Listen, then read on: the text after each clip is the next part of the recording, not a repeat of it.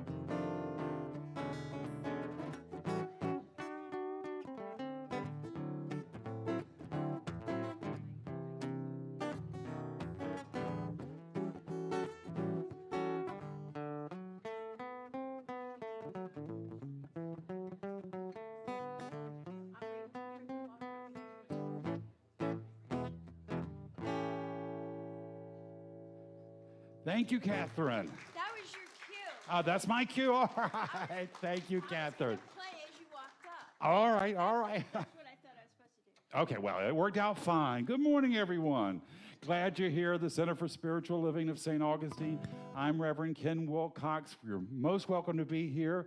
We're a unique spiritual community because we don't have any dogma here. We don't have any requirements. We don't tell you what you are to believe. We provide you information, mainly focused on affirmative prayer, and then we allow you to develop a God of your understanding, one that can empower your life, that you can use to live the best life possible, because that's what we're here to do. We're here in life to experience God's blessings through love and joy, health and prosperity.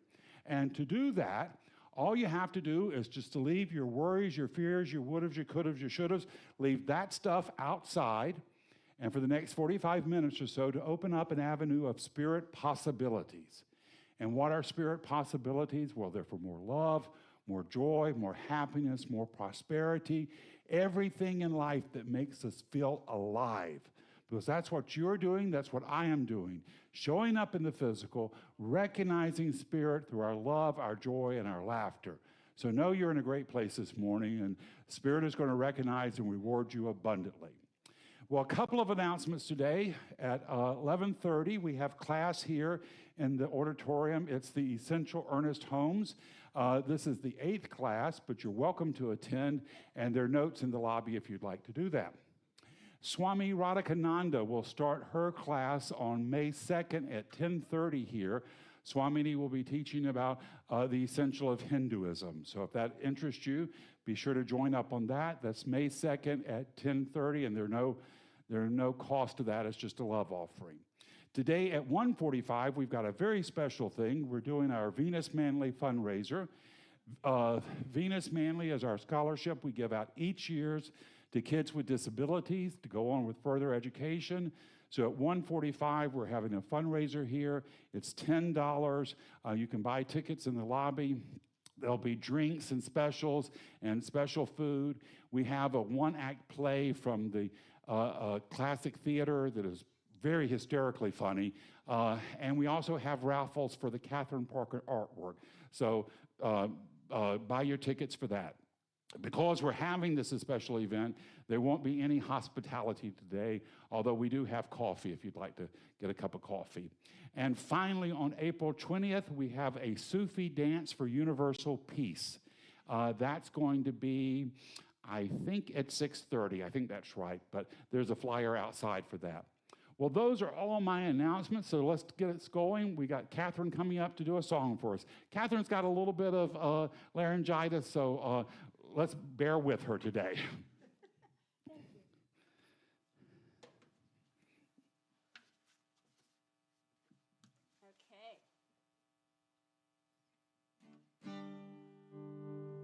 So I'm going to do a funny song.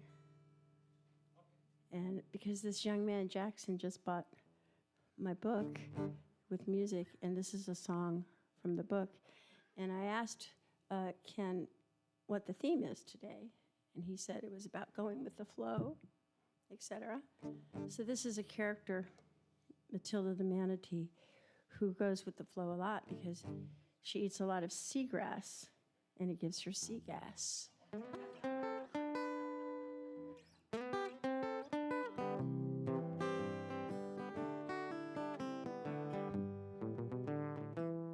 I'm bubbling along from a river to sea.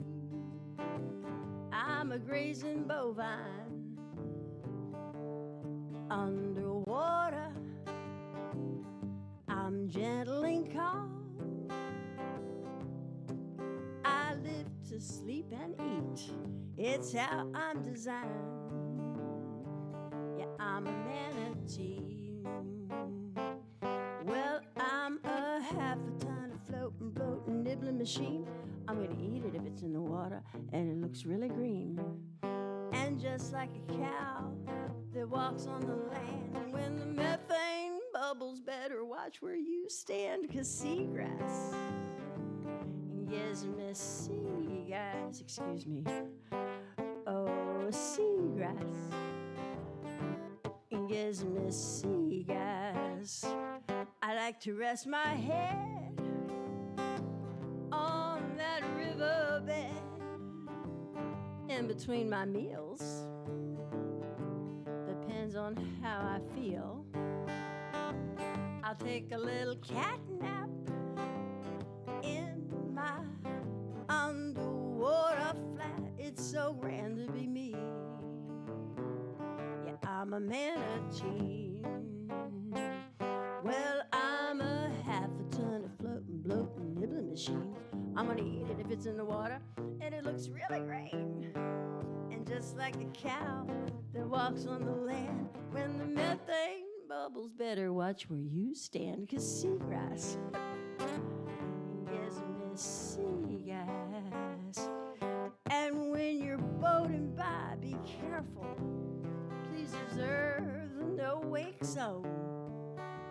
I may be dying or sleeping, 'cause this water is my home. I might be resting my head on that riverbed, taking a little cat nap in my underwater flat. It's so grand to be me. Yeah, I'm a manatee. Yeah, I'm a half a ton of floating, bloating, nibbling machine.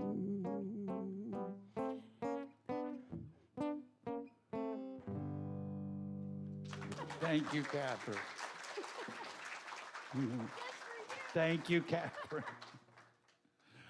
And now to get our service going, we're going to have a reading treatment. I think Jim Saul's coming up to do it. Come on up, Jim.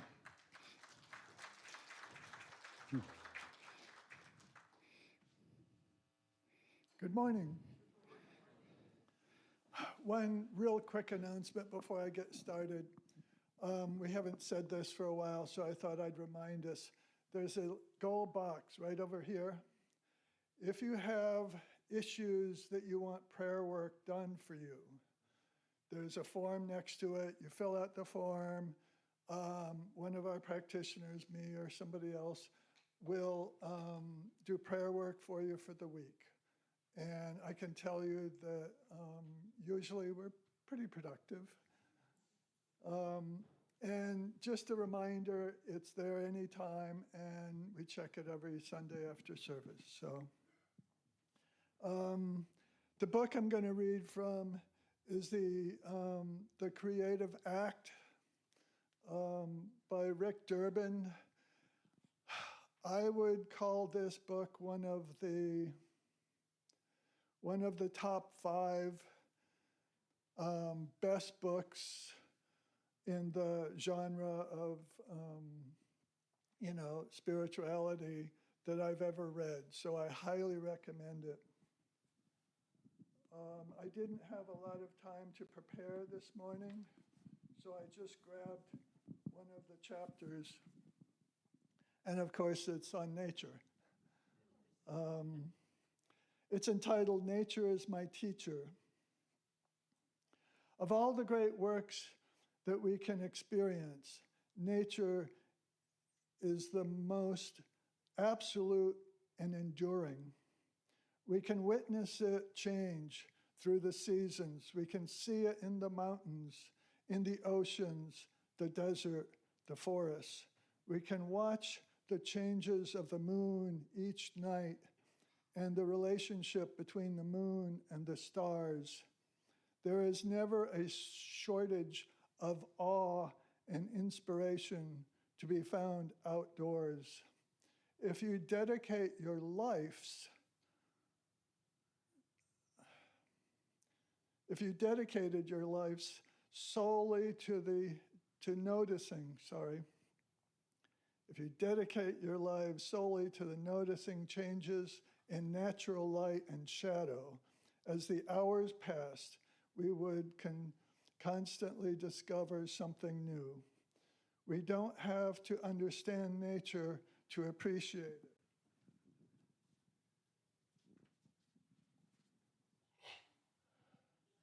This is true of all things.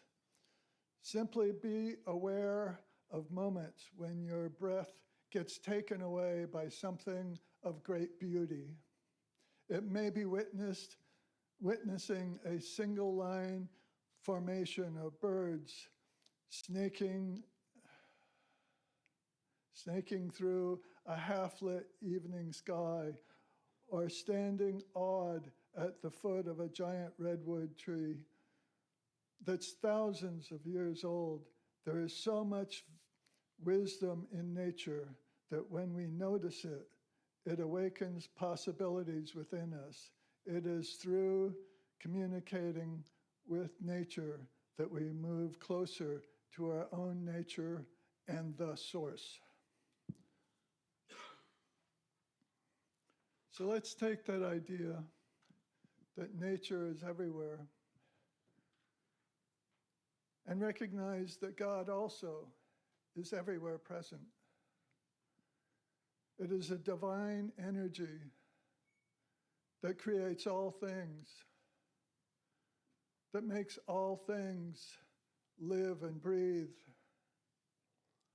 and that this is a oneness of all things.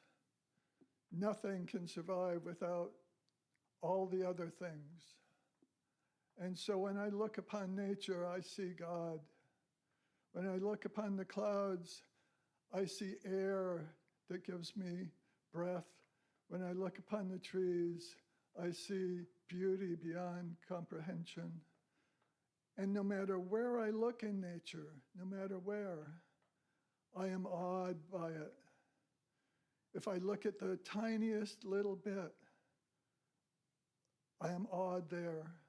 If I look at the giant cosmos for as far as I can see, I'm awed there. So this week, what I would say is take time to be in nature, to experience it in a spiritual manner. And what you'll find is that it responds to you. So I give thanks for this center, for it has given me so many things. I give thanks for each and every person here, and I give thanks for the divine intelligence that guides us and teaches us and loves us. And I can release this prayer, knowing that these things are true, knowing that this divine intelligence is loving, compassionate, and beautiful beyond comprehension. And I know that I am a part of it, a part of the beauty, a part of the wisdom, a part of the sharing. And I can release this prayer to be so simply and easily by saying, and so it is. Thank you. Thank you, Jim. That was lovely.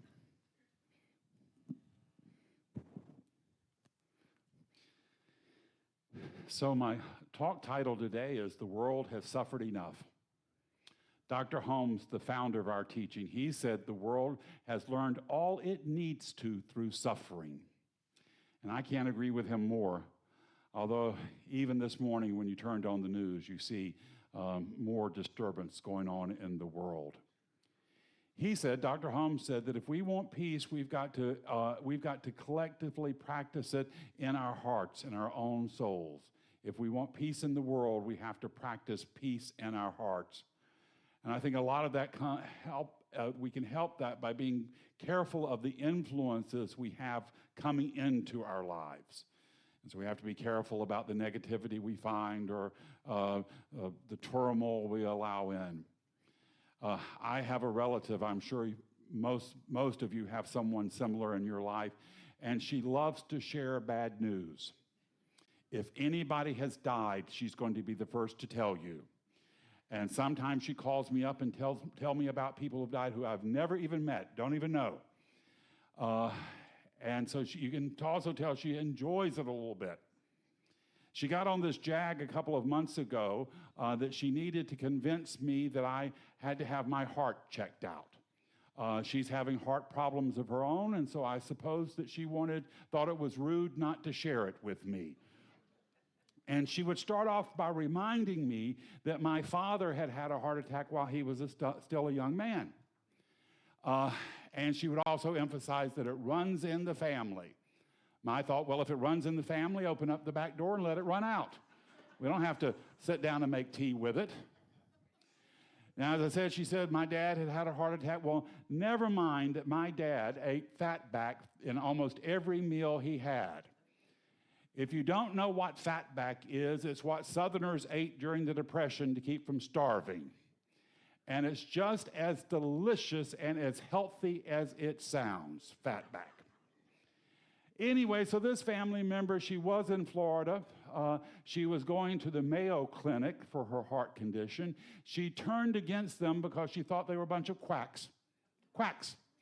Because they had the gall to tell her that if she was worried about her heart, she could eat a little more vegetables, some fruit, and get a bit of exercise. How dare they? How dare they? So she moved up to Cincinnati to go to the Mayo Clinic up there. Cincinnati.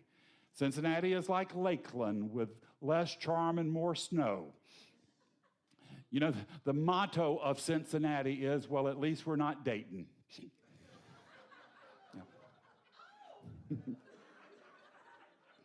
The only thing good came out of Cincinnati is the last 70 years is I-75. So she's thrilled to be in Cincinnati. She's thrilled. Oh, the doctors up there are so brilliant. Why? They got a host of meds. They've got a host of meds. And she loves talking to you and tell you about they're adding this, they're subtracting that, and, you know, all the different stuff they're doing. So she was on the phone with me trying to convince me that I needed to watch out for this, and she'd say things, well, aren't you having chest pains? And I thought to myself, the longer I stay on this telephone call, yes, I am.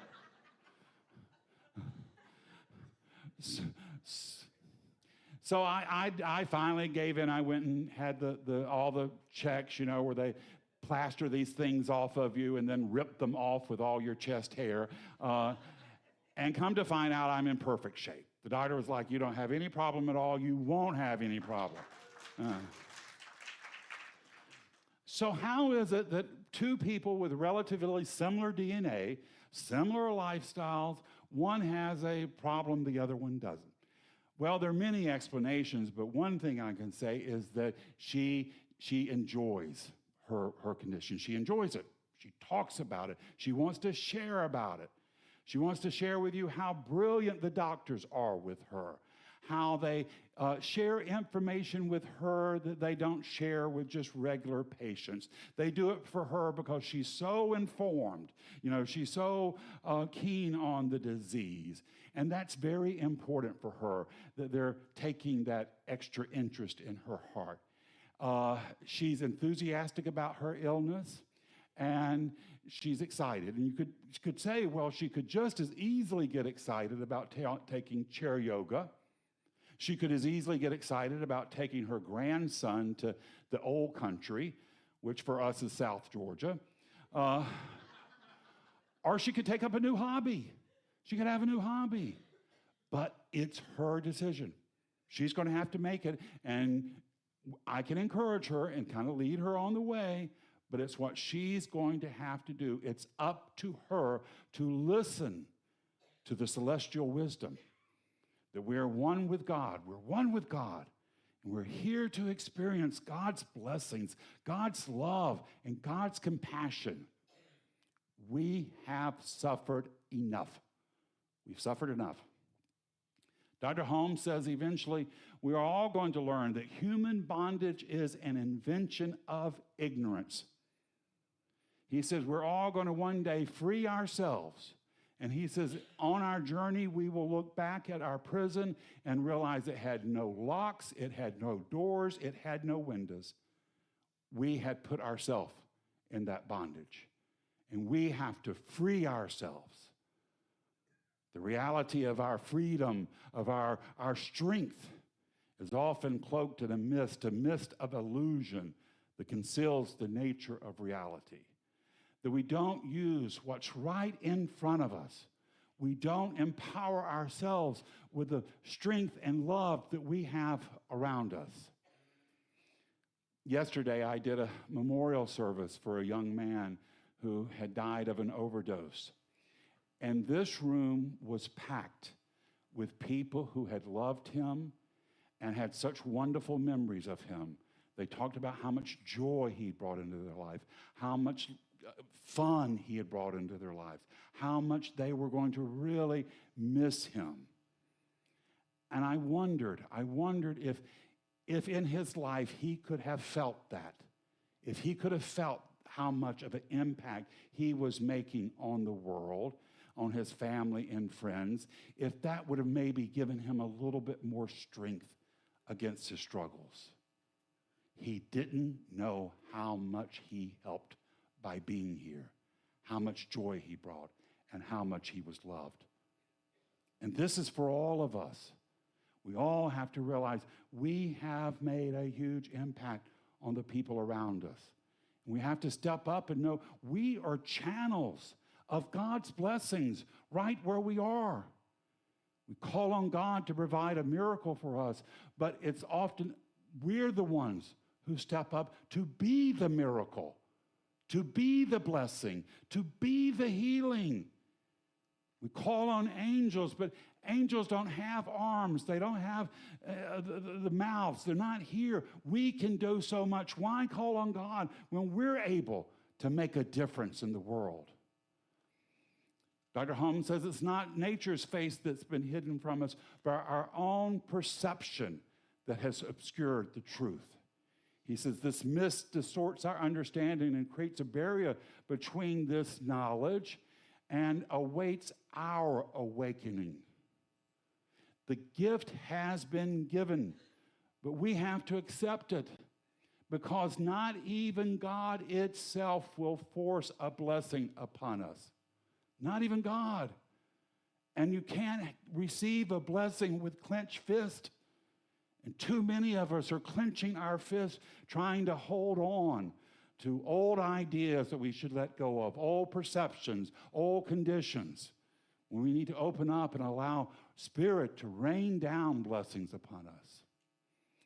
I had to take my car into the dealership, and the only appointment that had was 8 o'clock Monday morning.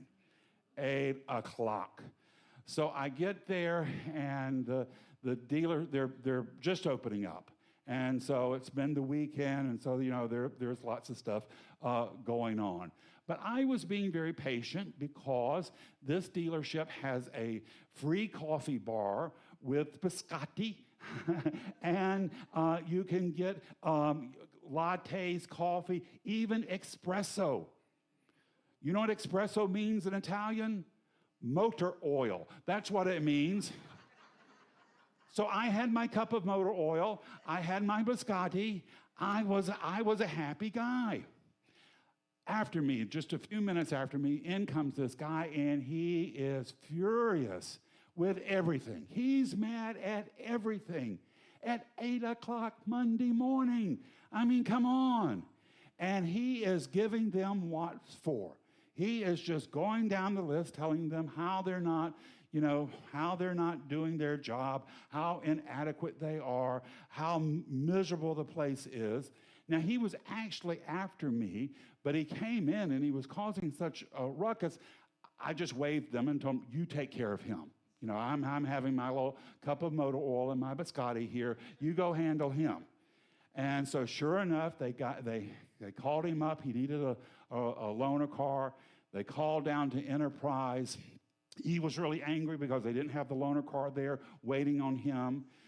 Enterprise was trying to clean the cars that had come in from the weekend. Finally, they called back and said, well, we have a Ford, a smaller Ford that's available for him. And they drove him down. He was complaining about that they had to drive him down there. It was only half a block away, but he was angry about that.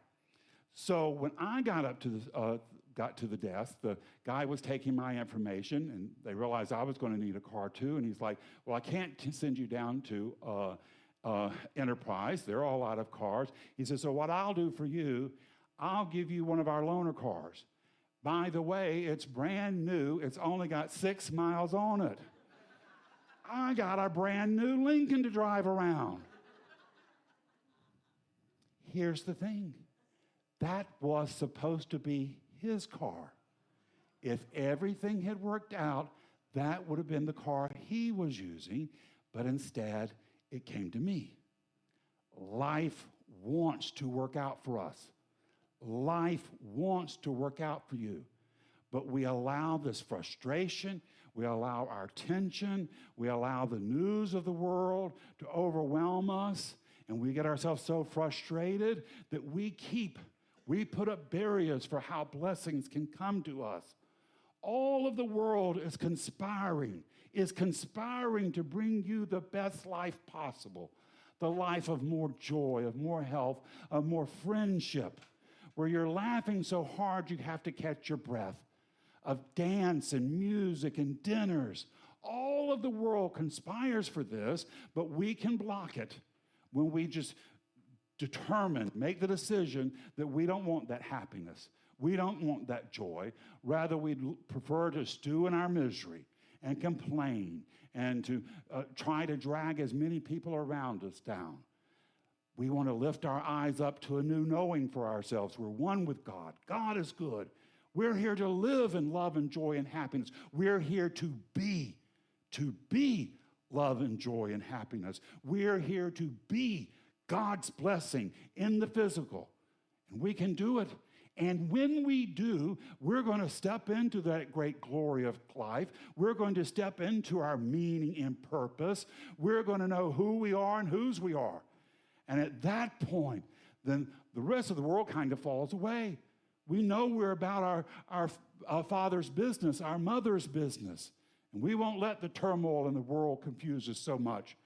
We won't be worried about it so much. We will know where we are and where we're moving to, and that we have this guide, this loving parent that's providing a space for us, providing a path for us. This journey begins with a conscious decision to see beyond what the world is showing us, to question our assumptions and beliefs, and to look for a greater knowing for ourselves, an openness to possibilities, that there's more to life than meets the eye. Walt Whitman, the famous poet, he said there's more going on in your life than what's between the top of your head and the soles of your feet. It's our choice to decide, what is that going on in life? Is it the world and the universe conspiring to bring us love, joy, and happiness? Or is it everybody conspiring to make our life as miserable as possible? We make that choice, and when you make that choice and you go out into the world, the universe will reflect back to you. It will reflect back love and joy, health and prosperity. It can also reflect back to you frustration, turmoil, anger. And the world has plenty of that. It's got that in spades. So it's ours to lift our eyes, to have a faith that our growth of knowledge depends upon our accepting of the truth of who we are and our place in the universe. You have a right to be here. You're a child of the Most High. You're on a mission from God. And Spirit is so grateful that you came here. Spirit is so grateful that you're here and that you're willing to love after you've had your heart broken. You're willing to try when you've not succeeded in the past. When you're willing to move out into courage. Spirit is grateful that we are on this journey. And this knowing doesn't just come as a sudden event, but it's a gradual process of expanding our thinking and attuning ourselves to the deeper truth of our experience. Dr. Holmes says you have to restore a childlike attitude of mind, one that's open, curious, and unburdened by doubt. Jesus said the same thing. You've got to become like little children, open and curious. And we must return to the time when our world was filled with wonder. The roadside roses spoke to us. The birds sang a song of joy. You know, in our household, we harbor a terrorist in our midst. There she is. But she is convinced the world loves her. She's convinced the world loves her. Even the little miniature bulldog that snaps at her, she pays him no attention because she thinks she's adorable. She thinks she's the best thing that's ever come along. And you know what? The world pretty much agrees with her. Even though she's a terrorist when she gets hold of some toilet paper, the world agrees with her. That's the attitude we should take. We are wonderful. Do you know how amazing it is that we came to life?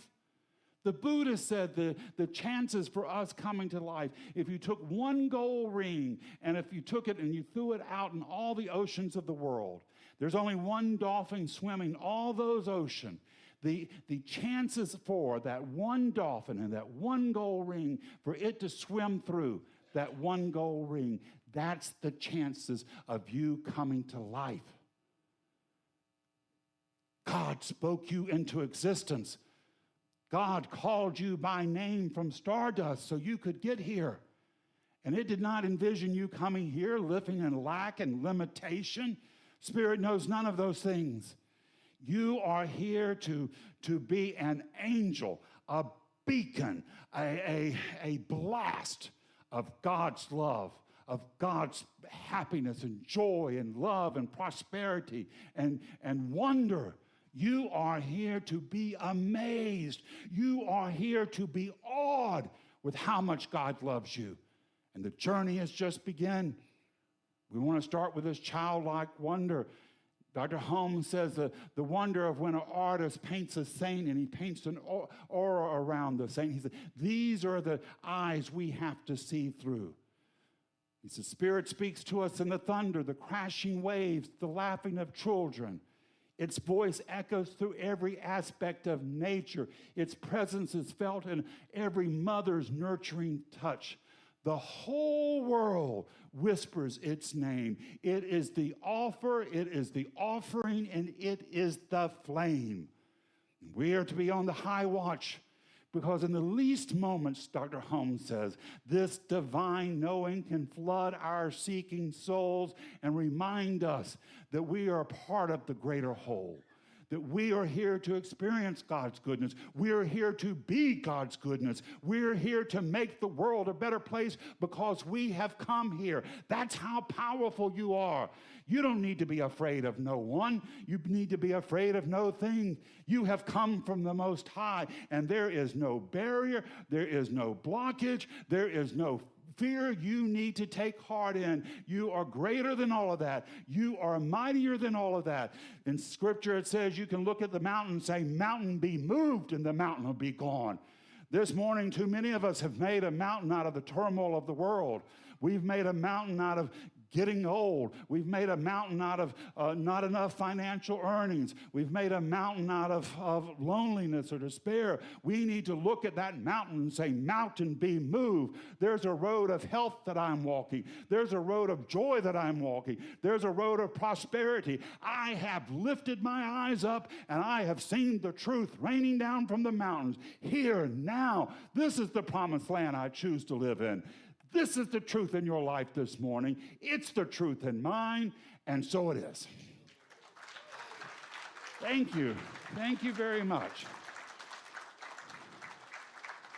Catherine.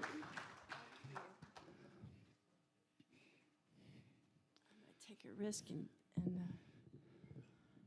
transpose a song so I can sing. It feels appropriate, so I'm going to try to transpose it.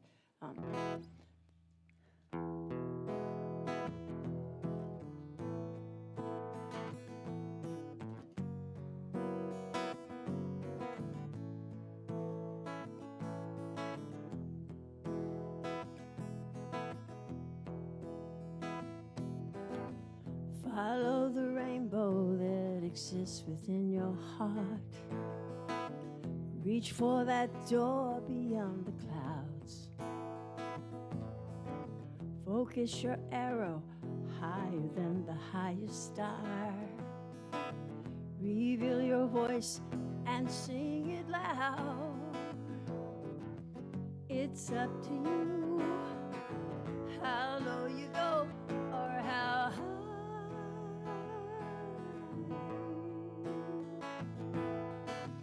It's up to you how low you go or how high.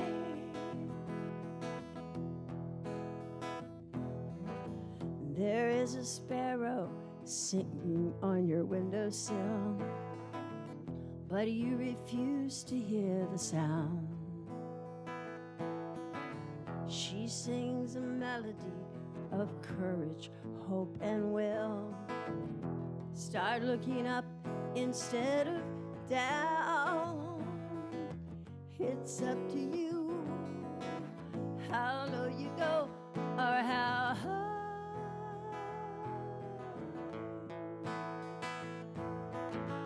It's up to you how low you go or how high. Or how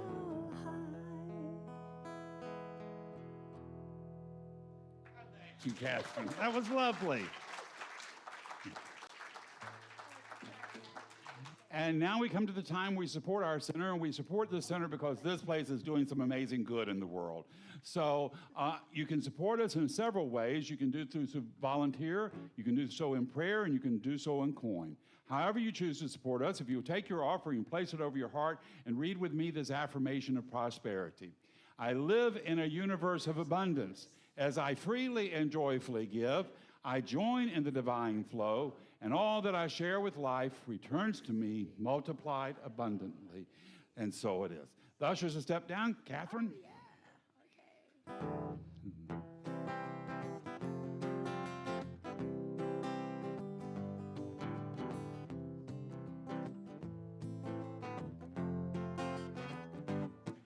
If you ever find yourself stuck in the middle of the sea, I'll sail the world to find you. And if you ever find yourself lost in the dark and you can't see, I'll be the light to guide you. We'll find out what we're made of when we are called to help our friends in need. You can count on me like 1, 2, 3. I'll be there. And I know when I need it, I can count on you. Like 4, 3, 2, you'll be there. 'Cause that's what friends are supposed to do. Oh, oh, oh, oh, oh, oh. can count on me, and I can count on you. Thank you, Catherine. And thank you, Terry. Thank you for your support and generosity. Your support is the reason this center is still open and still functioning, still being a beacon of hope and light and inspiration. So we thank you. We're grateful for it. We know it's going to return to you, multiplied abundantly, and we release it. And together we say, and so it is. All right, so I'm going to do the closing prayer to end our service. I'm going to do it in the first person. Take it in for yourself. If I say something that works for you, hold tight to that. If I say something that doesn't work for you, just let that part slide by. But just know this truth with me this morning.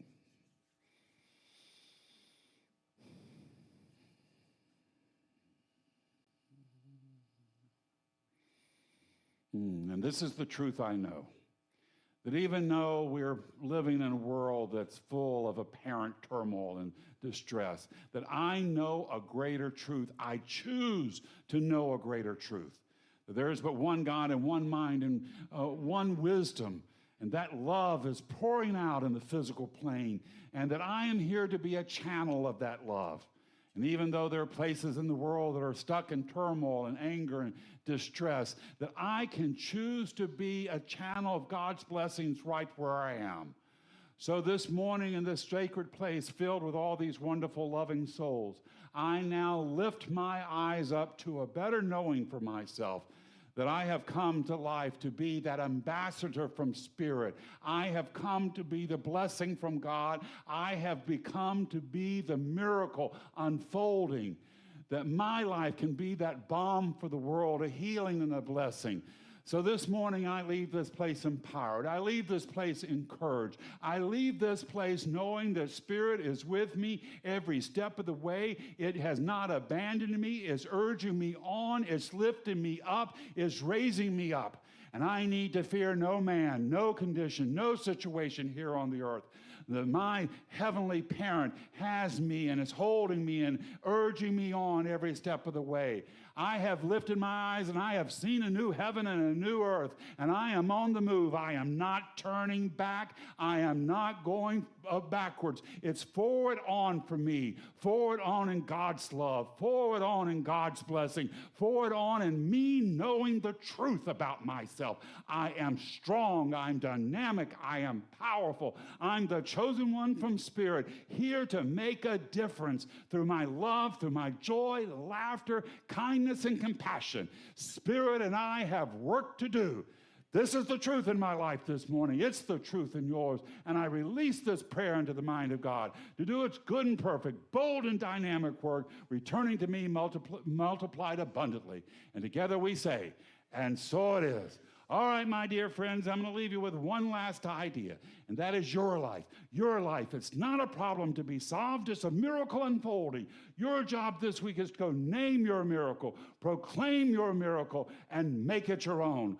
God bless us all. Now let us go be the miracle Spirit is calling us to be. Until we see each other again, this is Reverend Ken wishing you many blessings.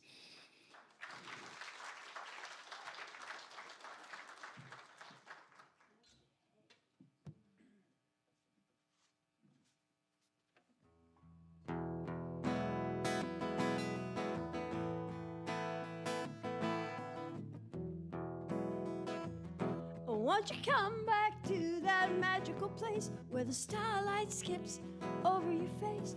Take my hand, everything's understood. No need for words, everything's good. Let it be good. When we first fell in, we were doing a dance. We ignored our feet, taking a chance, flying free where everything's understood. Don't look down, my dear, everything's good. Let it be good.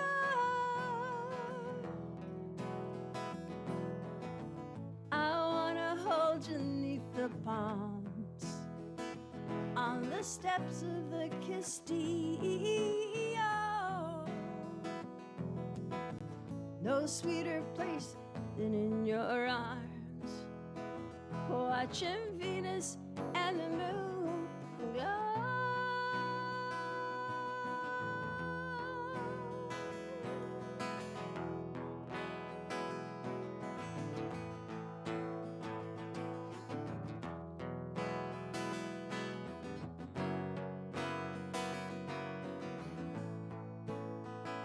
Won't you come back to that magical place